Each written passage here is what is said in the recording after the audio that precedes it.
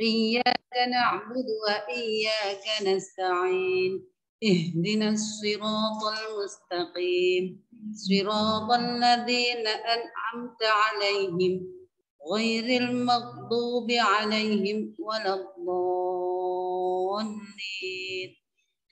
رب اغفر لي ولوالدي وللمؤمنين آمين بسم الله الرحمن الرحيم رب اشرح لي صدري ويسر لي أمري واحلل عقدة من لساني يفقه قولي قالوا سبحانك لا علم لنا إلا ما علمتنا إنك أنت العليم الحكيم أشهد أن لا إله إلا الله وأشهد أن محمدا رسول الله رضيت بالله ربا وبالإسلام دينا وبالقرآن إماما وبمحمد نبيا ورسولا ربي زدني علما وارزقني فهما وتمم لنا بالخيرات ربنا آتنا في الدنيا حسنة وفي الآخرة حسنة وقنا عذاب النار اللهم آمين. Baiklah, kita sudah mulai dengan berdoa. Hari ini pelajaran kita ada 2 di tema. Yang pertama adalah IPS, ketemu dengan Bu Ukha. Dan yang kedua nanti PKN, ketemu dengan Bu Silvi. Ya, jadi Ananda di kelas 5A yang tidak pernah kenal Bu Ukha bisa kenal Bu Ukha, dan Ananda di kelas 5B yang biasanya ngetut sama Bu Ukha bisa kenal dengan Bu Silvi ya. Sama. Nanti suatu hari akan kita pakai Zoom dengan mata pelajaran yang lain. Ananda bisa kenalan dengan Pak Dahlan, dengan Bapak Nawawi, dengan Pak Edi dan guru yang lain. Oke. Untuk hari ini kita belajar tentang IPS.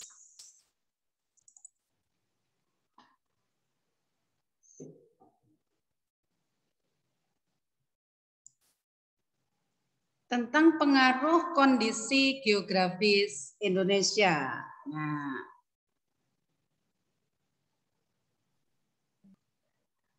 sebentar ya.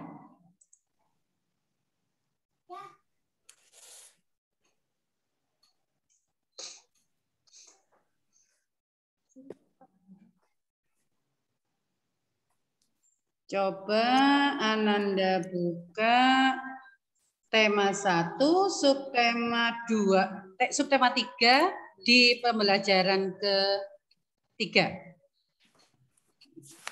Dilihat bukunya. Dilihat bukunya sayang. Ya, Anandaku semua bukunya dibuka, pinter. Yuk.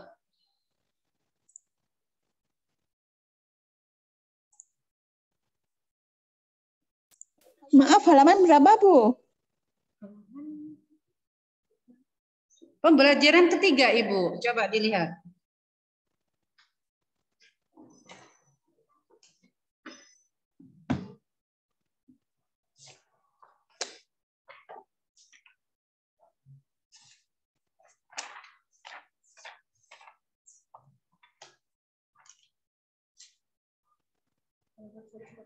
Halaman 143, Ananda.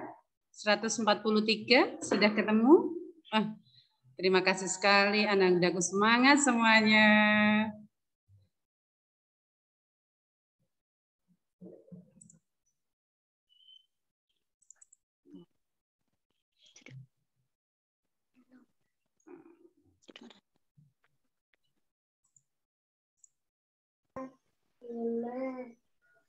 Sudah ketemu ya? 2, 3, 1. Yang apa namanya? Yang mic-nya belum di mute, tolong di mute dulu, tolong dimatikan dulu supaya kita bisa konsentrasi ya. Oke, buka sambil menerangkan tentang kondisi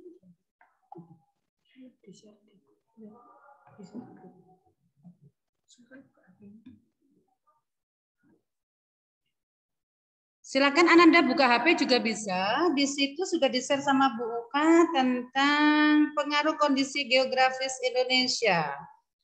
Indonesia terkenal dengan daerah yang banyak sekali mengandung air.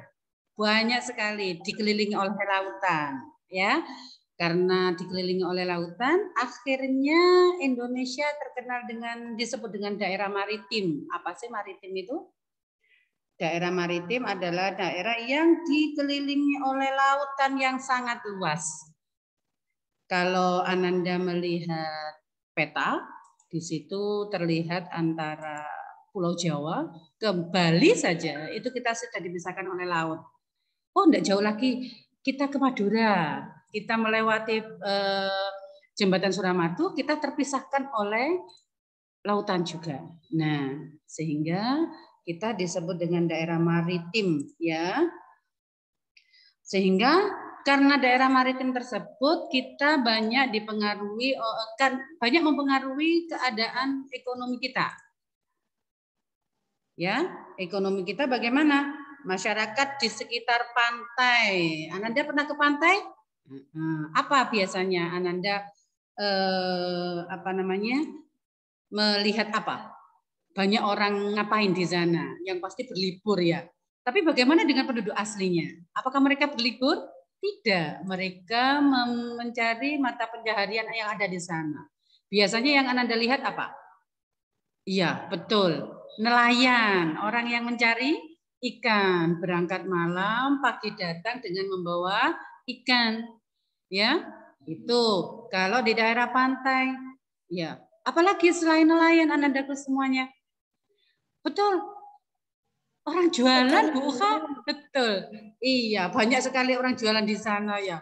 Ada yang jualan apa itu? Es degan ya, Mak. Ya, ya. Ya, Anandaku, ada yang es degan, ada juga yang jualan pernak-pernik, oleh-oleh, ada juga yang jualan Indomie, ya. Itu salah satu dari kegiatan ekonomi yang ada di sekitar daerah pantai, ya. Apalagi, nah, ada yang wisata. Contohnya bagaimana? Kalau misalnya ada pelancong atau wisatawan dari luar negeri, mereka baru datang ke Indonesia menuju pantai, pasti mereka membutuhkan pemandu wisata. Karena pemandu wisata tersebut akan mengerti bahasa yang digunakan oleh wisatawan tersebut. Ya, oke. Itu adalah salah satu kegiatan ekonomi masyarakat yang ada di Indonesia yang mendekatnya di daerah pantai. Nah, sekarang bagaimana keadaan sosial masyarakatnya? Keadaan sosial masyarakatnya karena Indonesia adalah tempat perdagangan yang paling mudah dijangkau, meskipun daerah kita termasuk banyak sekali lautan yang luas. Akhirnya bagaimana? Keadaan sosial ekonominya sangat berpengaruh, ya. Bagaimana pengaruhnya? Banyak barang yang keluar masuk, ya. Barang dari luar negeri banyak yang bisa masuk ke Indonesia.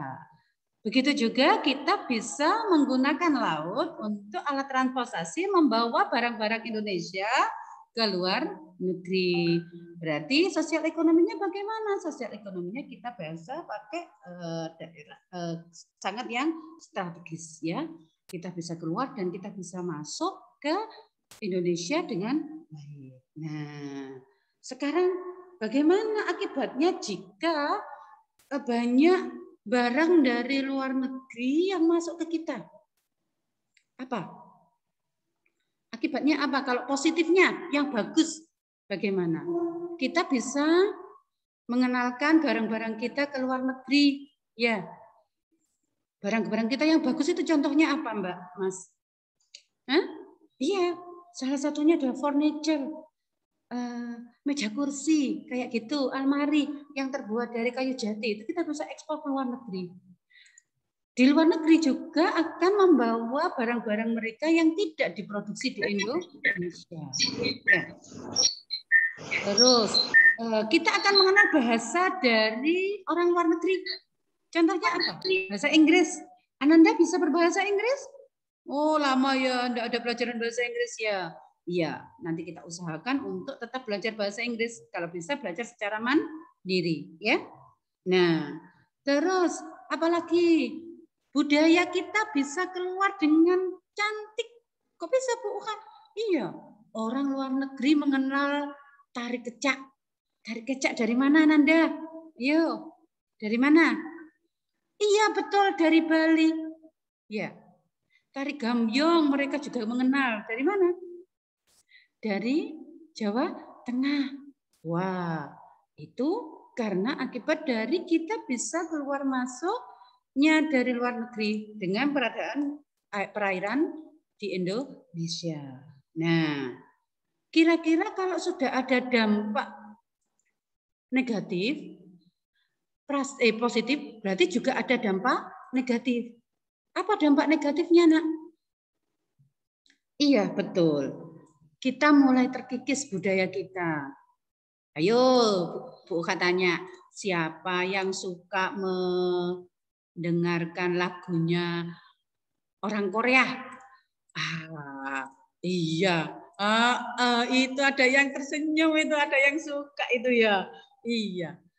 Salah satunya akhirnya kita lupa. Kita punya tari gambyong, kita punya tari beskalan dari Malang, kita punya tarian kecak dari Bali, kita lupa. Tapi kita yang tahu apa? Lagunya BTS. Iya, enggak ya? Kita tidak boleh lupa.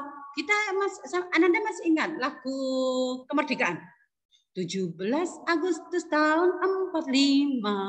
Itulah hari kemerdekaan kita. Masih ingat? Insya Allah masih ingat ya. Nah, terus timbulnya apa lagi? Budaya yang ada di Indonesia mulai hilang. Terus yang kedua, budaya dari luar mudah sekali masuk. Ya, itu adalah dampak negatif.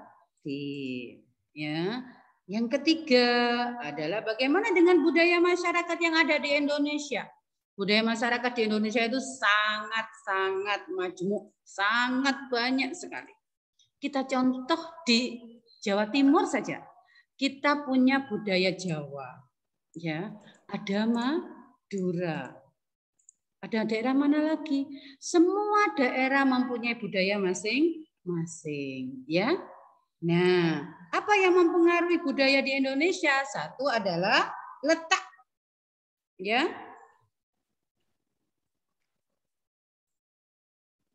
Letak daerah.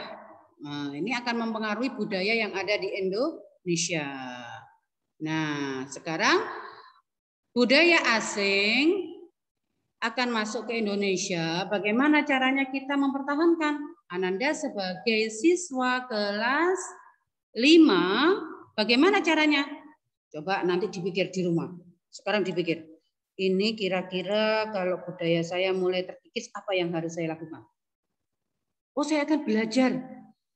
Belajar apa? Belajar nari, Bu. Oh, boleh. Salah satu alternatifnya. Apalagi? Akan saya menghafalkan lagu-lagu Indonesia, Bu. Bagus, boleh. Tapi yang pasti apa?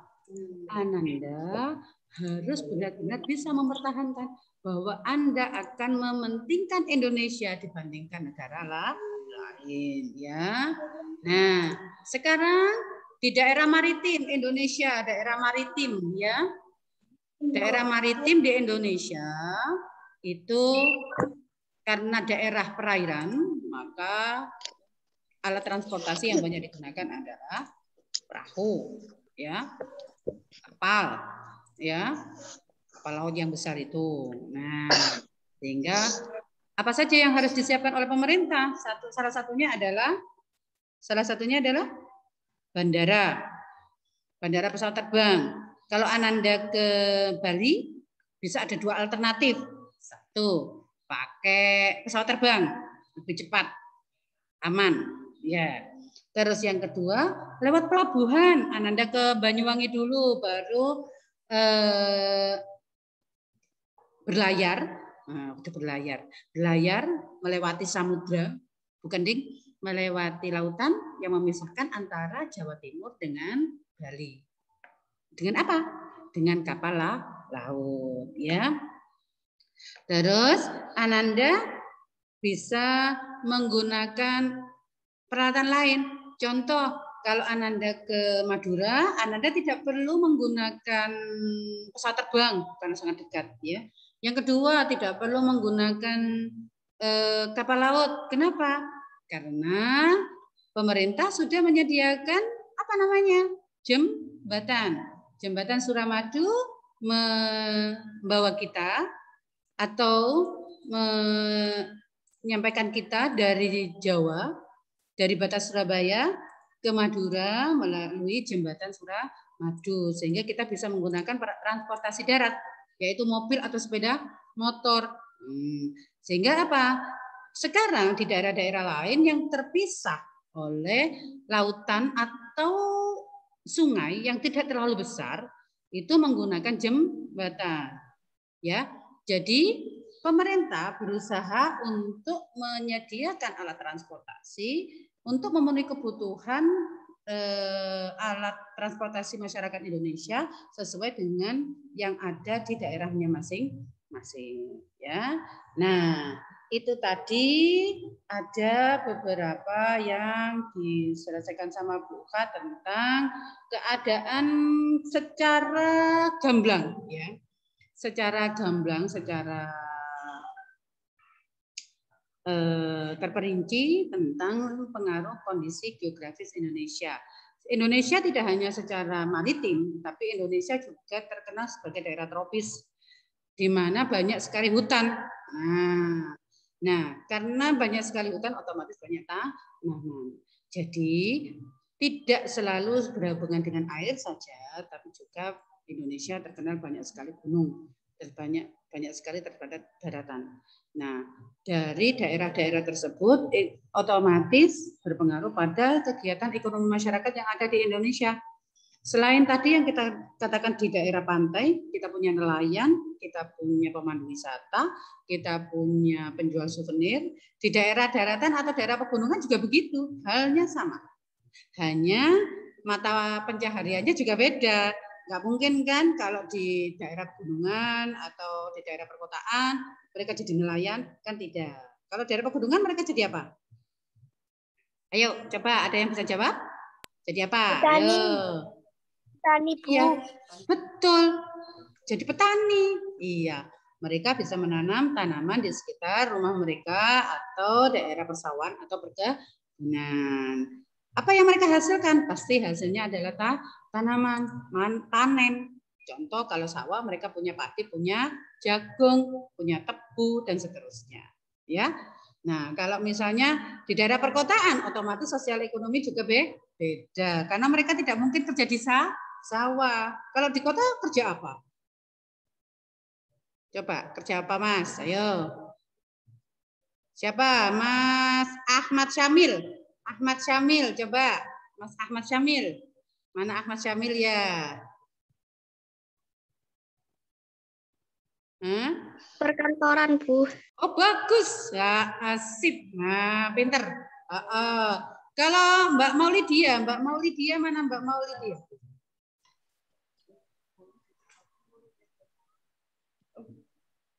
Oh, Mas Syamil yang belum jawab, ternyata Mbak Maulidia yang sudah ini. Mbak Alma, ayo Mbak Alma. Kalau daerah perkotaan apa Mbak? Selain perkantoran. Apa Mbak? Kira-kira. Karyawan. Betul, boleh karyawan. Ayo Mas Ahmad. Selain karyawan, selain itu apa yuk kalau daerah perkotaan? Perdagangan. Oh, bagus sih, Mbak. Salah satunya adalah itu. Jadinya kegiatannya, kalau misalnya di pertanian, mereka menghasilkan apa? Mas Mujitaba, kalau di pertanian biasanya mereka menghasilkan panen selain padi dan tebu atau itu selain apa, Mbak? Ada Kak? Kira-kira? Jagung, oke. Kalau yang daerah perkebunan, Daerah perkebunan. Teh dan kopi. Oke, sip.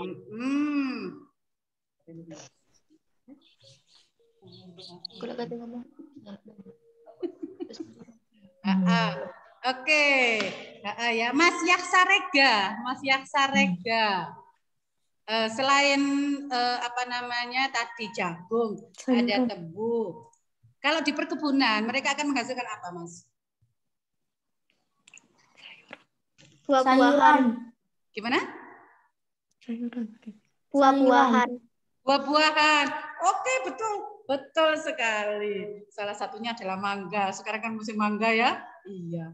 Itu adalah salah satu hasil dari perkebunan. Otomatis mereka kalau yang namanya petani, mereka menjual ke masyarakat. Oke. Untuk pelajaran IPS, Bu Uka akhiri sampai hari ini. Insya Allah kita ketemu lagi di Zoom berikutnya. Semoga ada manfaatnya. Ya, terima kasih banyak. Mohon maaf atas semua kesalahan. Bu Uka akhiri. Assalamualaikum warahmatullahi wabarakatuh. Setelah ini jeda 2 menit. Setelah ini Bu Silvi akan masuk di pelajaran PKN. Assalamualaikum. Salam.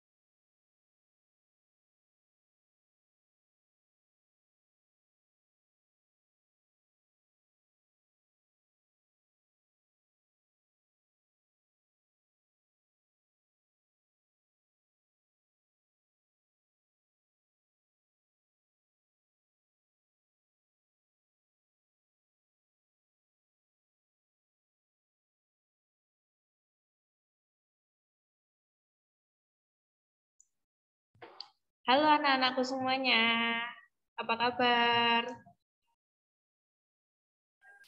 Baik. Baik, Bu. Alhamdulillah. Tadi sudah belajar apa sama Bu Uha? IPS. IPS. Gimana Bu Uha? Kalau memberikan materinya gimana? Enak enggak? Enak. Enak, alhamdulillah.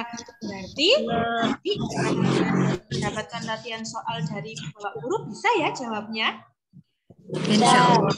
Nah, sekarang sudah kenal belum sama Bu Silvi? Sudah ada yang belum. Nah, kalau tadi Bu Uha itu Bu Silvi di 5A. Tapi karena kita semua sedang belajar di rumah masing-masing, kita akan belajar bersama-sama. Ada kalanya nanti Bu Silvi yang memberi materi seperti ini. Ada kalanya nanti Bu Uha yang seperti ini.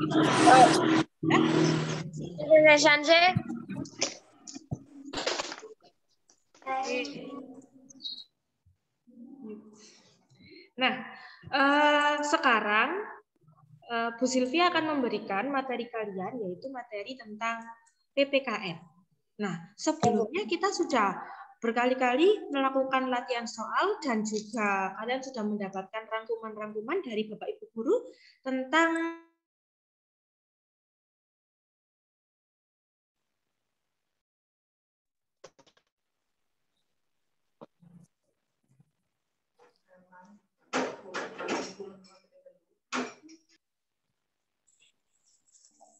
Bu, suaranya jangan di-mute, Bu.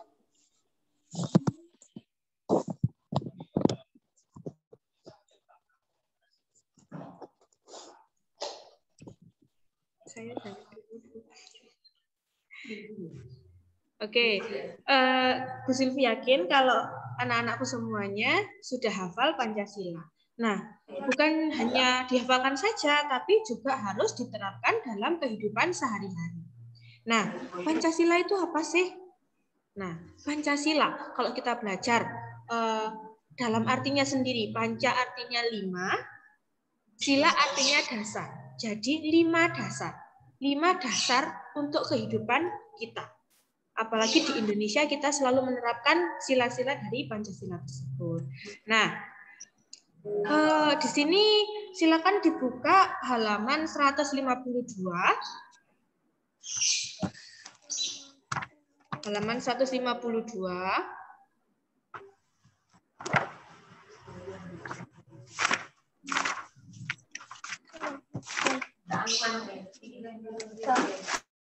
Kalau sudah, di situ ada keterangan tentang Pancasila diumpamakan sebagai salah satu paket lengkap yang menopang negara kesatuan Republik Indonesia.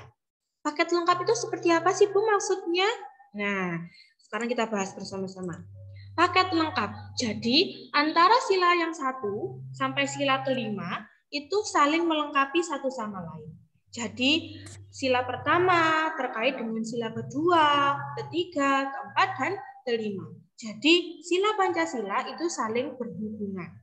Dan seluruh isi dari Pancasila itu mengajarkan kita untuk hidup menjadi orang yang baik. Tidak ada isi dari Pancasila yang mengajarkan kita menjadi orang yang jahat, orang yang berburuk sangka kepada orang lain, orang yang tidak mau bergotong royong bersama-sama. Nah, jadi Pancasila adalah cerminan hidup bangsa Indonesia. Jadi bangsa Indonesia adalah bangsa yang besar. Jadi kita harus saling menyayangi dengan sesama manusia. Meskipun kita berbeda agama, suku, ras, bahasa, dan lain-lain, kita harus tetap Bhinneka Tunggal Ika. Berbeda-beda tetapi tetap satu jua. Nah, Pancasila sendiri sebagai pandangan hidup bangsa artinya yaitu dijadikan sebagai petunjuk arah semua kegiatan atau aktivitas dalam kehidupan sehari-hari. Jadi seperti yang tadi Bu Silvi katakan bahwa Pancasila itu dijadikan sebagai petunjuk dari semua aktivitas yang kita lakukan sehari-hari. Misalnya, coba sila pertama, siapa yang bisa memberikan contoh penerapan dari sila pertama? Mungkin di sini yang ada Abi Ramadan. Coba, Mas Abi bisa memberikan contoh sila pertama itu penerapannya apa ya? Beribadah sesuai agama. Beribadah sesuai agamanya. Oke, bagus sekali. Nah, salah satunya yang sudah disampaikan sama Mas Abi tadi, beribadah sesuai agamanya. Jadi, agar kita bisa menerapkan sila pertama, kita harus mematuhi perintah dari agama yang kita anut. Agama kita apa sih? Agama kita Islam. Jadi kita harus melakukan sholat 5 waktu, mengaji, ya, berdoa sebelum belajar, mengakhiri pembelajaran juga dengan berdoa.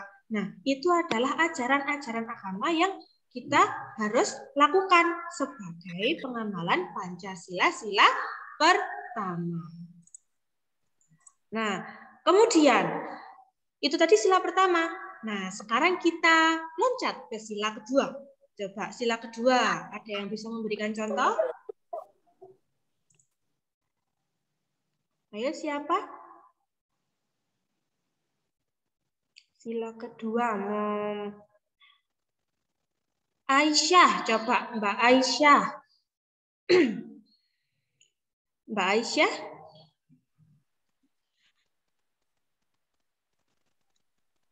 Oke, coba yang lain. Amira.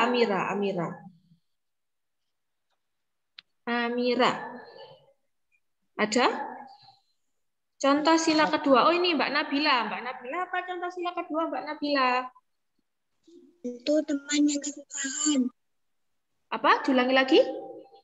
Membantu teman yang kesusahan. Membantu teman yang kesusahan. Jadi, sila kedua mengajarkan kita untuk apa? Saling tolong menolong dengan sesama manusia. Ya. Terus kemudian sila ketiga, siapa yang bisa memberi contoh? Bergotong royong. Bergotong royong, siapa tadi yang ngomong barusan?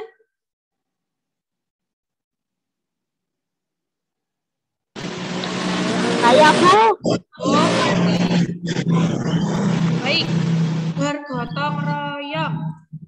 Jadi sila ketiga mengajarkan kita untuk bergotong royong, bersatu, bersama-sama. Itu penerapan sila ketiga. Kemudian lanjut ke sila keempat. Siapa yang bisa memberikan contoh? Musyawarah. Musyawarah. Musyawarah. Jadi, ya, terima kasih. Jadi, musyawarah adalah salah satu contoh penerapan sila keempat. Ya, ketika kita mau melakukan sesuatu bersama-sama, kita harus melakukan sebuah musyawarah dulu agar seluruh anggota yang ada dalam musyawarah tersebut bisa sepakat. Ya.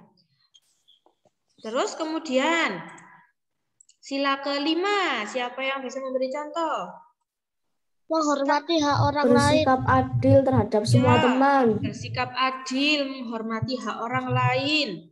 Itu salah satu penerapan sila kelima. Nah, itu tadi nilai-nilai yang bisa kita ambil dari Pancasila. Nah, kalian sebagai generasi penerus bangsa harus selalu senantiasa menerapkan sila-sila Pancasila dalam kehidupan sehari-hari kalian. Nah, kemudian selain untuk kita terapkan dalam kehidupan sehari-hari, Pancasila itu juga dijadikan sebagai pedoman semua peraturan di Indonesia, termasuk perilaku warga negara Indonesia dalam kehidupan sehari-hari. Nah, misalnya, jika ada orang yang mencuri, apakah akan dibiarkan saja? Tidak. Maka akan diapakan? Akan diberi hukuman, akan diberikan sanksi oleh negara. Dengan cara apa? Misalnya denda ataupun dihukum penjara sesuai dengan pasal yang diberlakukan dalam peraturan negara seperti itu. Itu untuk Pancasila yang dijadikan pedoman untuk semua peraturan di Indonesia. Jadi semua peraturan di Indonesia itu menerapkan sila-sila Pancasila. Kemudian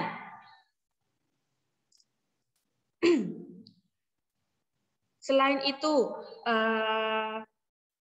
misalnya contohnya ada yang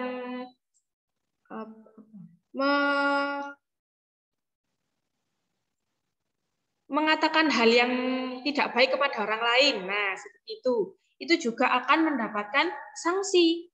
Karena apa? Mencemari nama baik seseorang. Jadi, kita sebagai warga negara harus taat kepada peraturan yang diberlakukan di negara kita, negara Indonesia. Seperti itu. Baik, ada yang mau bertanya tentang Pancasila hari ini?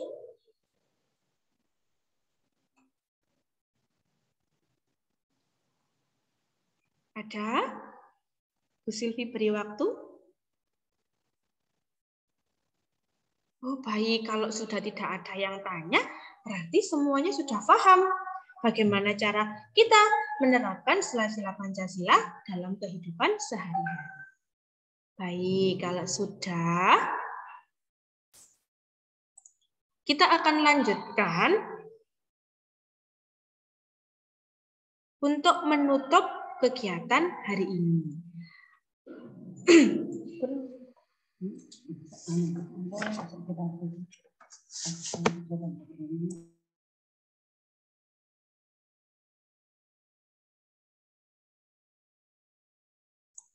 Baiklah, karena tadi Bu Uha sudah menyampaikan materi IPS dan Bu Silvi sudah menyampaikan materi PKN, kita akan bertemu di Zoom selanjutnya. Jangan lupa mengerjakan tugas-tugas yang diberikan Bapak Ibu Guru secara tepat waktu. Baik, selamat belajar di rumah dan jangan lupa tetap semangat ya. Oke. Diingatkan lagi, hari ini ada tugas, jangan lupa untuk dikerjakan, ya. Karena tadi kalian sudah menerima materi sedemikian rupa dari Bapak Ibu Guru, nanti silakan tugasnya dikerjakan, dicoba untuk dikerjakan sendiri. Karena materi yang soal-soal yang akan diberikan oleh Bapak Ibu Guru mencangkup semua materi yang sudah disampaikan oleh Bapak Ibu Guru tadi. Begitu ya anak-anakku semuanya? Baik, untuk mengakhiri kegiatan Zoom hari ini, marilah kita berdoa bersama-sama. Diikuti ya berdoanya. Boleh dibuka mikrofonnya.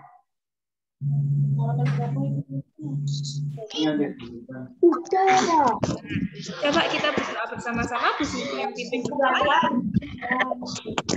Buka lebuk mikrofonnya. Berdoa, dimulai. Berdoa disuruh.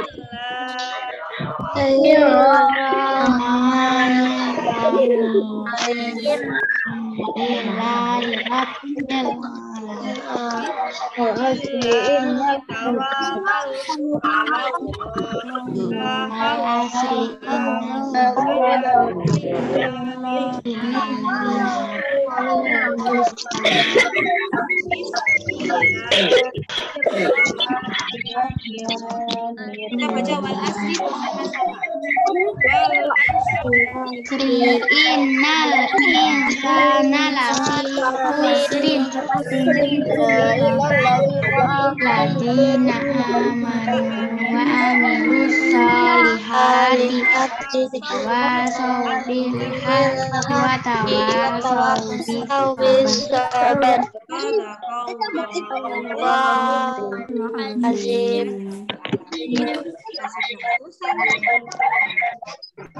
Sampai jumpa di pelajaran selanjutnya.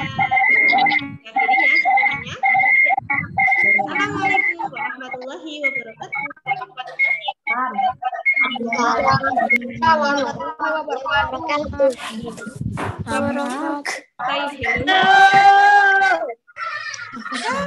Bilang hari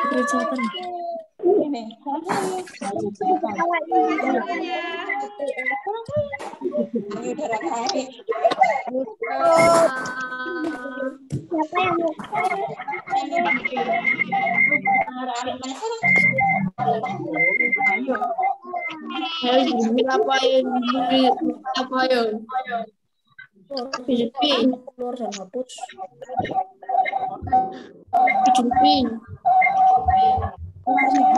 Coba say hello semuanya.